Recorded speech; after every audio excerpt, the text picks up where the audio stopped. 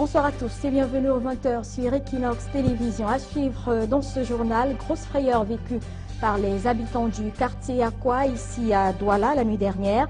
Un objet non identifié a terminé sa course dans l'une des maisons de ce quartier de la capitale économique. Heureusement, la présence des forces de l'ordre a permis d'en savoir davantage sur l'origine de cet objet. Le ministre de la Communication met à nouveau à garde la presse camerounaise. Dans un communiqué qui vient d'être rendu public, Issa Chiroma Bakari menace de sévir contre les médias locaux qui s'attaquent aux pays étrangers. Et dans la deuxième partie de ce journal, nous reviendrons sur un autre sujet d'actualité. Il s'agit de la récente attribution de la gestion du port en eau profonde de Kribi à un consortium d'entreprises françaises et chinoises, parmi lesquelles la très célèbre entreprise Bolloré Africa Logistique. Voilà pour le sommaire, les détails c'est tout de suite.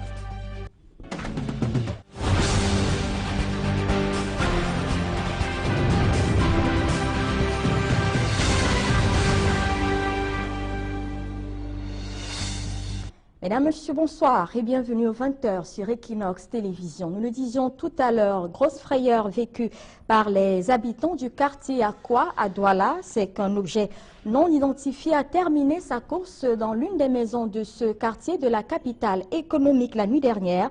Une forte mobilisation des forces de l'ordre et des sapeurs-pompiers a heureusement permis d'en savoir davantage sur l'origine de cet objet non identifié. Le récit de Didier Patrice Aoué. Nous reviendrons certainement sur cet élément de Didier Patrice-Aoué qui nous parlait donc d'une panique à Akwa due à un objet non identifié. Dans le reste de l'actualité, toujours à Douala, le rond-point feu rouge Bessengué est un véritable casse-tête pour les usagers. Depuis plusieurs mois, des travaux engagés en ce lieu obstruent la circulation. Il est question, dit-on, d'y aménager un monument. Les délais sont dépassés. La perspective de la rentrée scolaire n'arrange pas les choses. Le reportage d'Innocent Abega et Éric Martial Djomo. Des files de voitures à perte de vue. Les quatre sens autour du rond-point sont ainsi congestionnés à longueur de journée. Les heures de pointe voient les pics d'affluence prendre des proportions de trafic énormes. L'imminence de la rentrée scolaire n'est pas pour arranger les choses. Le rond-point feu rouge Bessengué représente un calvaire, même pour les policiers qui y sont envoyés pour diriger la circulation. La barricade en matériaux provisoires d'une hauteur d'environ 2 mètres empêche la communication visuelle ou gestuelle entre eux, situés qu'ils sont aux différentes extrémités. Pourtant, ce décor est supposé avoir disparu depuis des lustres. Habitué à feu rouge, on sait que c'est tout comme ça. Apparaît vers les 11h midi, tout un peu serré. Bon, avec la barrière qu'on a érigée là, ça réduit encore la visibilité des chauffeurs et ça fait que la mobilité va de plus en plus croissante. Le chantier rentre dans le budget 2014 de la communauté urbaine de Douala. Le marché a été passé à une entreprise camerounaise. Le délai d'exécution fixé à 3 mois est dépassé de plus du double. On est sur la cause de l'arrêt des travaux qui n'ont d'ailleurs jamais véritablement démarré. Si c'est les travaux qu'ils veulent faire, qu'ils essaient de faire l'effort de faire vite les travaux pour pouvoir permettre à ce que les véhicules qui passent puissent avoir une bonne visibilité. Rappelons qu'il est prévu sur ce site l'aménagement d'un monument qui, au regard des choses, ne sortira jamais de terre, si oui, après avoir pendant longtemps perturbé la circulation. Parlons à présent de ce cas d'exaction signalé à Yaoundé. Le dénommé Chinda Bassio, commerçant au quartier Bemassi dans la capitale politique, a perdu l'usage de la parole et même de certains de ses membres à la suite d'une altercation avec les agents de la communauté urbaine de Yaoundé. Les faits remontent au 5 août dernier. Joël Essengue, Marcelin Gansop. Les premières pluies viennent d'arroser l'hôpital central de Yaoundé après plusieurs semaines de canicule. Nous sommes le 27 août 2015, jour où Chinda Bantio, Jean-Daniel, quitte le centre hospitalier qu'il a intégré 3 semaines plus tôt. Il était arrivé KO le 6 août dernier. Il en est ressorti sur une chaise roulante, mais en vie. Ses bourreaux, les agents de la communauté urbaine de Yaoundé. C'est ici, dans la quincaillerie de la victime, au lieu dit Somatel Biemassi, que tout a commencé le 5 août 2015. Aux environs de 14 heures, nous étions assis devant notre quincaillerie en train d'attendre nos clients comme d'habitude. Les gens ont dit Awara, Awara. Ces agents sont descendus comme des soldats. Ils ont commencé à porter des giflets, des rouleaux de tuyaux, des balais, beaucoup d'autres articles qui étaient placés à plus de 6 mètres du bord extérieur du trottoir, comme la mairie nous a donné l'autorisation d'utiliser cet espace-là. Quand ils ont fini, maintenant, je les ai demandé, est-ce que je peux aller avec vous jusqu'à la communauté? Ils ont répliqué, oui, monte, monte. Mais c'est à 300 mètres, à cheval, entre le carrefour Biémassi et la quincaillerie de la victime, que le pire a failli se produire. Devant des témoins qui se souviennent de la scène, comme si c'était hier. J'étais peut-être derrière avec les autres membres de la communauté urbaine qui causaient avec la donc. Quand nous sommes arrivés là, on a seulement vu comment il a atterri là au sol au milieu de la route. Maintenant, comme je peux dire quoi, les dirigeants étaient dans la cabine. Ils ont insisté, ils sont partis sans toutefois s'arrêter. Ils avaient le corps au sol. J'ai vu seulement comment on bouscule quelqu'un dans la voiture comme ça à groupe et frappe la tête au sol comme ça là. Tous les gens ont crié que le type là, il est mort. C'est comme ça que la population vient. Ils ont commencé à klaxonner, bim, bim, bim, bim, bim, avec les trucs dans la voiture partait seulement. Après 3 semaines d'hospitalisation, Chinda Bantio, qui a perdu l'usage de la parole et de certains de ses membres, a regagné son domicile dans la douleur. J'aurais voulu que mon mari parle avant qu'on me fasse sortir de l'hôpital. Il a le bras droit qui ne soulève pas, il a la fracture, le bras est redemain là comme ça. Il ne parle pas, ça me fait mal. Les enfants sont devenus des enfants malheureux. Ce n'est pas la première fois que les agents de la communauté urbaine de Yaoundé sont pointés du doigt. Leurs exactions ne se comptent plus dans la capitale. L'occupation temporaire de la voie publique, nous on le paye. Moi que je suis là, je suis à côté, mais je paye 36 000 francs par an. Et qu'à chaque fois quand la communauté urbaine vient, ils nous portent toujours les marchandises sans nous dire pourquoi ils portent. On prie le président de la République, on prie le gouverneur que ça ne donne pas. On ne les voit pas en route, de venir faire gaffe, de venir tuer le monde. Parce qu'on a vu ce qu'on ne pouvait pas voir ici, là, ce jour-là. La lutte contre le désordre urbain est devenue un fonds de commerce, un outil de règlement de compte et un champ de divers abus et autres violations des droits de l'homme. Et cela n'émeut personne, malgré les dénonciations des victimes. Et voilà donc pour cette triste histoire qui nous était contée par Marcelin Gansop. Le département du Mungo a mal à son développement local sur 95 projets initiés par le Programme national de développement participatif. Plus d'une trentaine restent non exécutés. Les autorités du Mungo sont appelées à mettre sur pied une plateforme pour résorber les difficultés liées à l'exécution des projets. Cyril Njemba, Sandrine Yamga. C'est en lieu et place de cette broussaille que l'hôtel de ville de Konsamba 3e devait prendre corps. De hautes herbes ont envahi le site, des parpaings et du gravier sont aux oubliettes, la rouille s'est emparée du matériel, bref, le chantier est abandonné depuis 2013. C'est aussi le cas pour une vingtaine de projets dans le département du Mungo qui n'ont jamais vu le jour, une quinzaine n'ont jamais pu être achevés et d'autres, bien que terminés, ne sont pas fonctionnels. Le Programme national de développement participatif a attribué 95 projets au Mungo. La troisième phase est amorcée et plusieurs projets ne sont pas exécutés au grand désarroi des populations.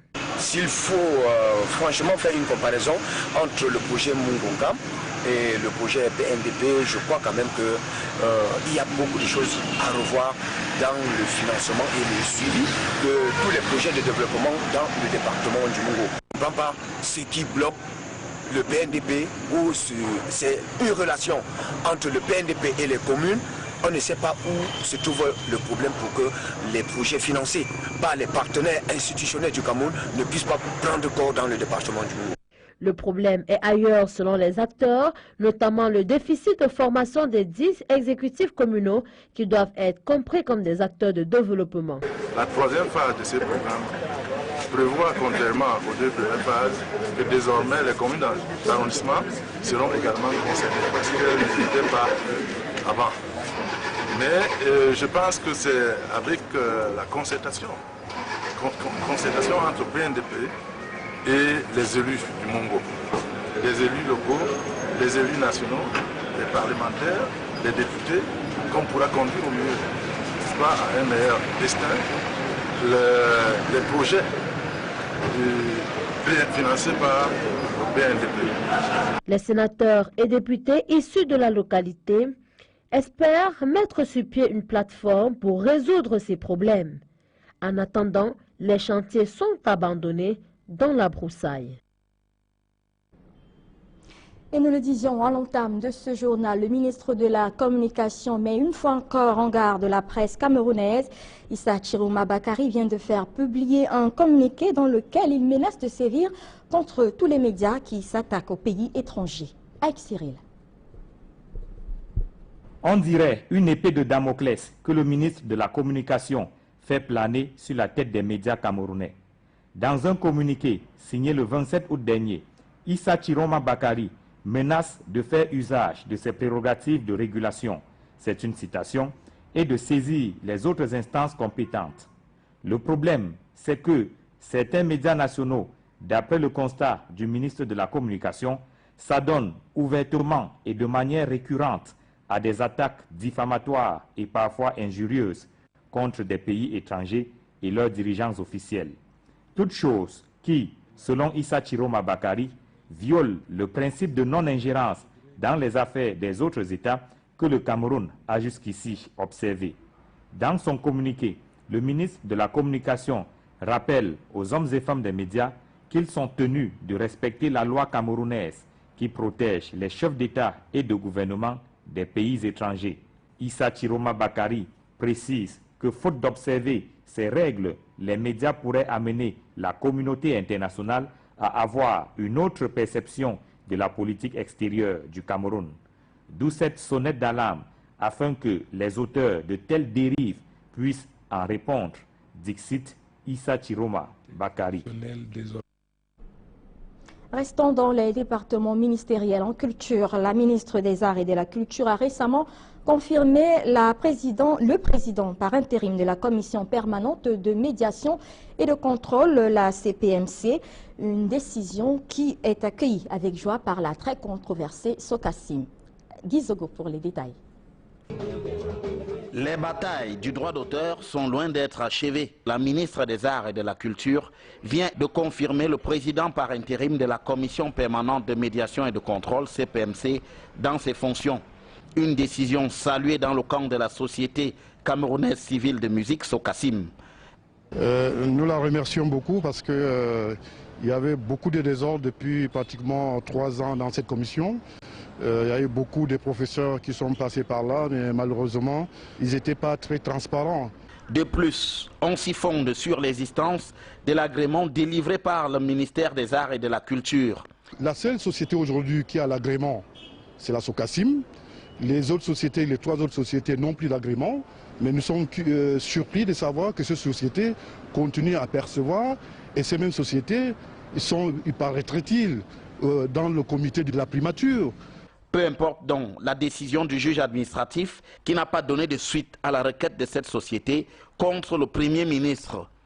La décision là-dessus n'a pas débouté la Socassim. Nous attendons quand même le succès en exécution, puisque l'équipe qui représentait le Premier ministre disait que la Socassim n'avait pas d'agrément. Nous avons notre agrément. Cet argumentaire est balayé par la Cameroun Music Corporation, CMC. Actuellement, où le président a dit au Premier ministre de trouver des solutions pour la résolution de tous les problèmes qui concernent le droit d'auteur, ce n'est pas normal qu'on fasse de la diversion. On y doute clairement de la viabilité de la Socassim pour qu'elle prétende mener des activités. On ne peut pas faire une répartition pour une société soi-disant qui n'a même pas 3 mois. Ce n'est pas possible. Ils ont perçu quand? Et on va distribuer cet argent à qui? À quel artiste? Est-ce que cette société a un répertoire? Autant de questions qui se posent vraiment. On est là dans du vaudou. Pour la CMC, les motivations de cette décision de la ministre de la Culture sont d'abord financières. On prépare les artistes à la sortie des fonds pour que cette commission permanente puisse faire une répartition intersociale pour faire la distribution d'argent. Les regards sont donc rivés vers le Premier ministère. Contrairement à ce que dit tout le monde, que le pays n'est plus gouverné, mais non, le Premier ministre travaille, la commission travaille, vous serez surpris des décisions qui y sont prises. Pour le moins, la série sur le droit d'auteur de l'art musical est loin du clap final. Toujours dans l'actualité, un nouveau syndicat voit le jour dans le secteur aérien. Il s'agit du syndicat national des travailleurs du secteur aérien et métiers connexes. L'objectif de la mise sur pied de ce nouveau syndicat, selon les responsables, est de créer une nouvelle dynamique dans le secteur aérien. Georges Mitterrand-Dam et Éric Martial Diomo. Les travailleurs du secteur aérien vont connaître des perspectives nouvelles avec l'arrivée de ce syndicat. Nombreux sont ceux d'entre eux qui se plaignent en permanence des conditions de vie et de travail exécrables et qui, depuis des lustres, attendent l'application intégrale de la convention collective de ce secteur. C'est pour pallier tous ces manquements qu'est né le syndicat national des travailleurs du secteur aérien et métiers connexes. Unir déjà tout le personnel et déjà regarder dans la même direction pour les droits, pour la défense des droits des travailleurs et de l'entreprise. Bien plus, ce syndicat a l'avantage de rassembler les employés et les structures diverses officiant dans le secteur aérien. Il y a Camerco, il y a ADC, il y a SICAS, il y a le Catherine qui est Douala Air.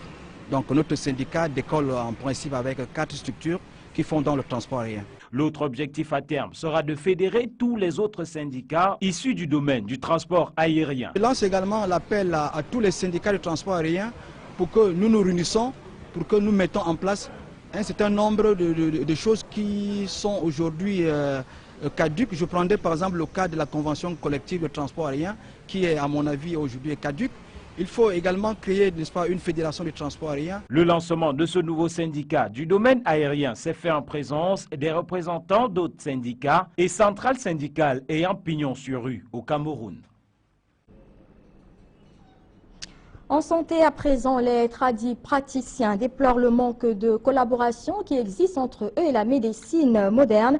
Pourtant, disent-ils, leur rapport est nécessaire pour le traitement de certaines maladies.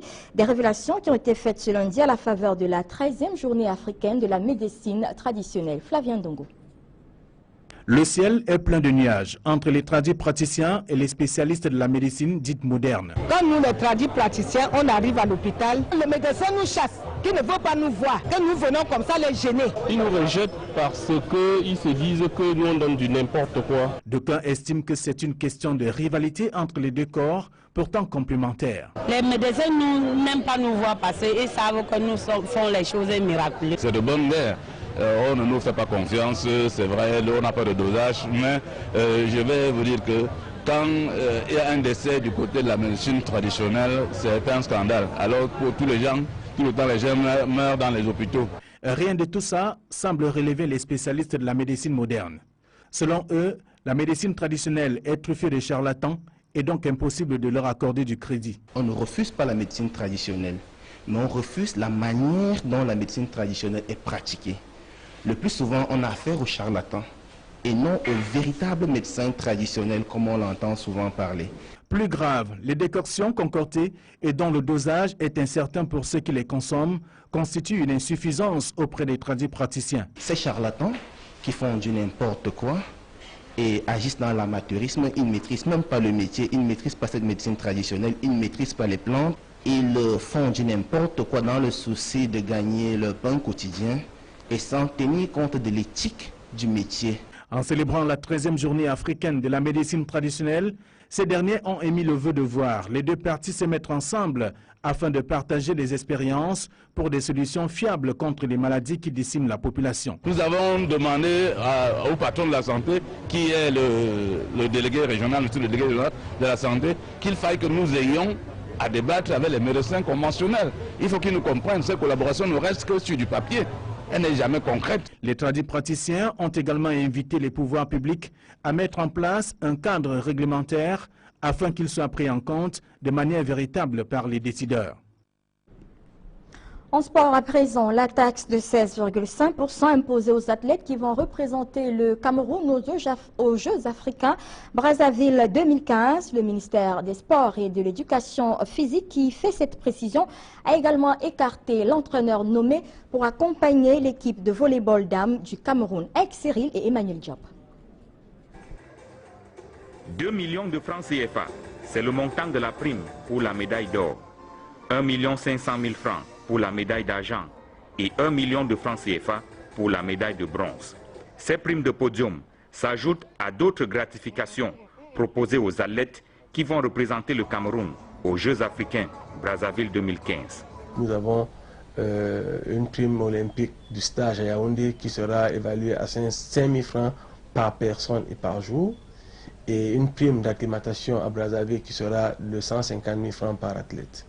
Maintenant, la prime de participation, ça, ce n'est plus un secret, tout le monde le sait, c'est 500 000 francs par athlète. Mais il n'y aura pas de demi-mesure.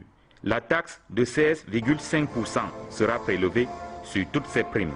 Ces médailles seront tous taxables à 16,5%. Mais de ce côté-là, c'est clair, les athlètes sont au courant. Tout le monde est d'accord qu'il faut respecter les lois du pays. Alors que les athlètes camerounais sont en route pour Brazzaville, la situation sur le banc de touche de l'équipe de volley est encore floue. Les entraîneurs sont nommés par le ministre, bien que proposés par les fédérations. Les entraîneurs sont nommés par les ministres. On ne peut donc pas me dire, moi en ce qui me concerne, comme responsable du sport de haut niveau, le ministre a nommé un individu et je travaille avec cet individu-là. L'entraîneur qui est désigné par la fédération, je ne sais pas de qui il est question, nous avons accrédité l'entraîneur qui a été nommé officiellement par le ministre. C'est donc Nane Eone qui conduira l'équipe nationale de volleyball féminin. Mais le Cameroun ne mise pas gros dans cette compétition. Conscient de ses faiblesses, le pays ne vise qu'une modeste 5e place au tableau final. Nous avons fixé comme objectif être parmi les 5 premiers, parce qu'à Maputo en 2011 nous étions 7e. Nous avons pensé réaliste et réalisable. Vous avez 22 disciplines, vous vous représentez à 12. Il y a des pays qui sont dans toutes les disciplines. Ce serait prétentieux pour nous de dire qu'on va être la première équipe. Non, il faut qu'on soit réaliste également. Les 11e Jeux africains s'ouvrent le 4 septembre prochain à Brazzaville au Congo. La délégation camerounaise compte 174 athlètes qui vont compétir dans 12 disciplines sur les 22 prévues par le comité d'organisation. Restons en sport, mais cette fois parlons football. Championnat de Ligue 1 à 2 journées de la fin de la saison. Coton Sport de Garoua est en sérieuse difficulté. Le club qui enchaîne de nombreuses contre-performances semble avoir du mal à conserver sa place de leader. Hervé Kenny. La saison sportive de Ligue 1 donne le tournis aux bookmakers.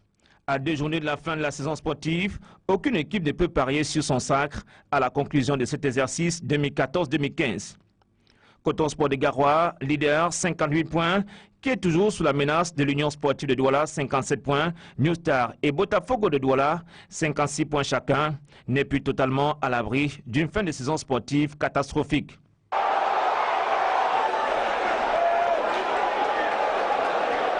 Synonyme d'un échec dans la quête d'un nouveau titre de champion du Cameroun. Coton Sport de Garoua, qui a longtemps dicté sa loi dans ce championnat de Ligue 1, est devenu vulnérable. En 4 matchs, dans la manche retour de ce championnat, Coton Sport de Garoua a essuyé 3 revers, soit 3 points seulement sur les 12 possibles, une moisson trop maigre pour une équipe de Coton Sport qui voit ainsi son autorité contestée par des challengers dans la course pour le titre de champion cette saison. Pour la première fois depuis 6 ans, Coton Sport de Garoua va subir le stress du suspense de fin de saison sportive.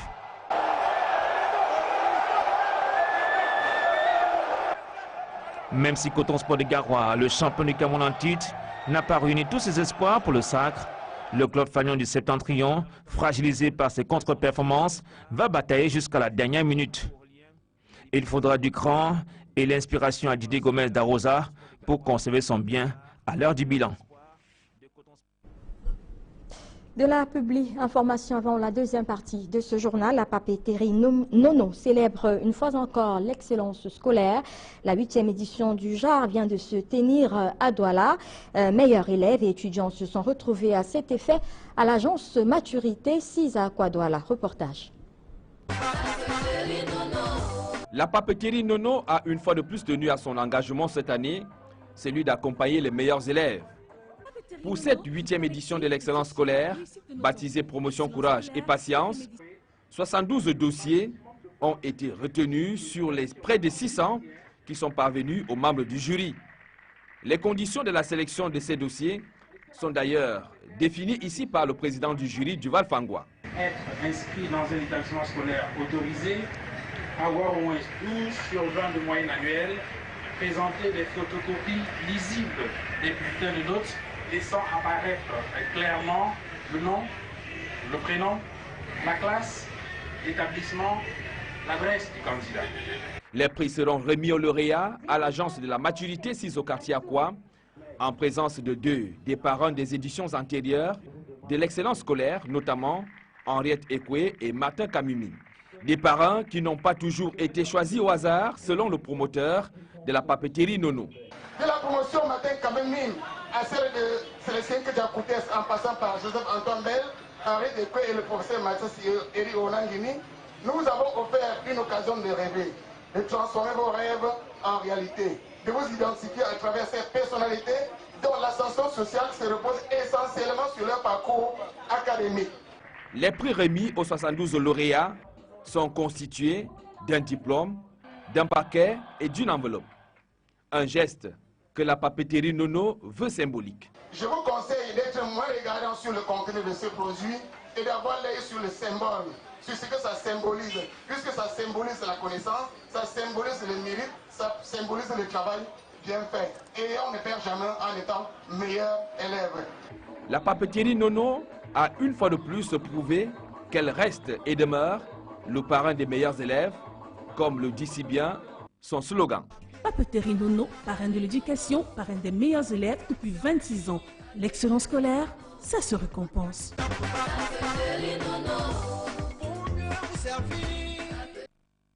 Voilà, c'est la fin de cette première partie du journal. Retrouvons-nous tout à l'heure pour la seconde partie. Je vous le disais à l'entame de cette édition, Galus Fouda est notre invité ce soir.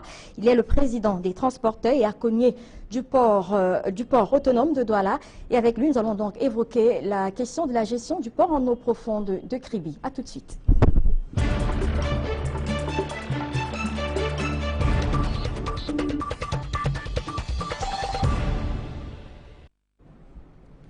Merci, monsieur, d'être sur notre plateau. Merci.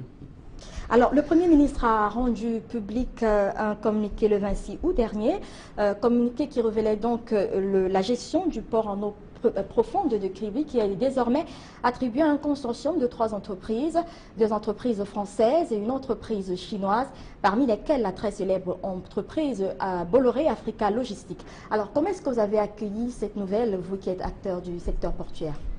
Non, en tout cas, notre point de vue, ce n'est pas une mauvaise chose pour nous, parce que le Cameroun est ouvert au monde entier, mais nous n'allons pas ne pas vous dire ce qui se passe. Pourquoi? Parce qu'ils ont pris le terminal à conteneurs. C'est vrai, le terminal à conteneurs représente 85% du trafic du port de Kribi. Pour préciser, s'il vous plaît, donc l'entreprise de construction française va gérer juste le terminal à conteneurs. Oui, il y a le terminal à conteneurs et le quai polyvalent. On a remis au Camerounais, voilà, qui représente 15%. D'accord. Et les 85% autres sont représentés, sont concédés aux étrangers. Nous ne trouvons pas ça très normal. D'accord. Pourquoi? Parce que dans d'autres pays, en Moyen-Orient par exemple, nous ne souhaitons pas que cette partie du port soit gérée uniquement par les étrangers.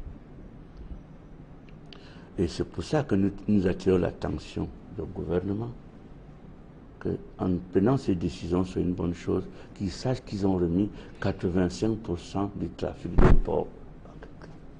Alors, au-delà du sentiment nationaliste qui vous anime, est-ce que vous n'avez pas trouvé quand même surprenant que Bolloré Africa Logistique, notamment, revienne dans la gestion de ce port, lui dont la première offre avait été jugée infructueuse par le gouvernement? Non, moi je ne veux pas entrer dans les polémiques. Je ne suis pas politicien. Je suis syndicaliste. Je donne un point de vue et un point de vue technique. Et je suis nationaliste. Moi, j'ai dit que ça soit Bolloré, que ça soit n'importe qui, il faut que les Camerounais soient associés dans la gestion de leurs outils. C'est pour ça que j'interpelle, parce qu'il y a la politique, il y a l'économie. L'économie, c'est une arme. Donc moi, je ne souhaite pas que le Cameroun devienne un réservoir de matières premières pour certaines personnes. Donc 85%, c'est un peu trop. C'est pour ça qu'il est temps de rattraper ces gars, parce que c'est ce que nous souhaitons. En Moyen-Orient, voilà ce que je propose. Comme ça se passe ailleurs. Ils ont 40%.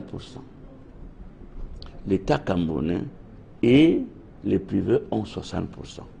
Pour nous, parce que je suis en train d'éviter ce qui se passe actuellement au port de Douala.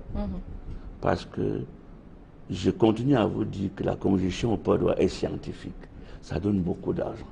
Conclusion, ça a été concédé.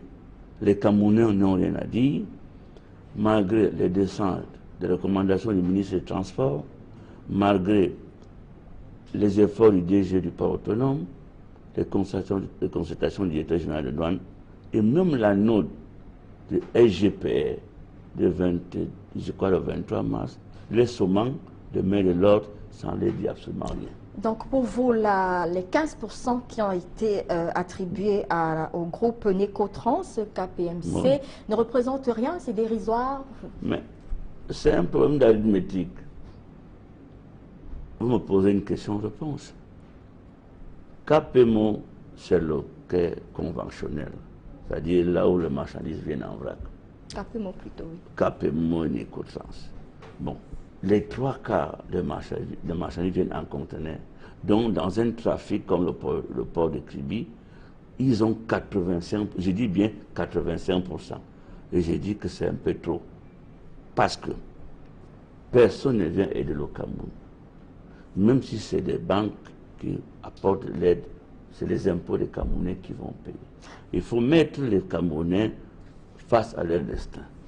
Ngabi Souda Foudaïs, permettez-moi de vous poser une autre question. Est-ce que vous pensez que l'expertise camerounaise et même financièrement, les Camerounais sont prêts à gérer un port comme celui du port en eau profonde de Kribi? J'ai l'impression que le Cameroun n'a pas confiance.